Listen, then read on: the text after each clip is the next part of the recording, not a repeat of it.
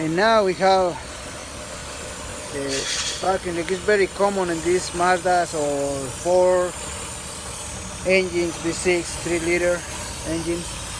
It's very common to find the hoses right here, the L-bones hoses. They got so soft and they got like straight, and that's your vacuum leak.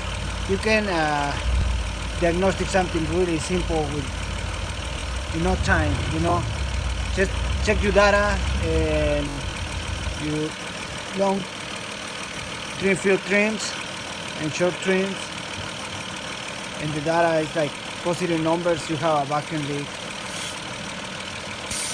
right there. I hope that helped to somebody up there. Have a good night.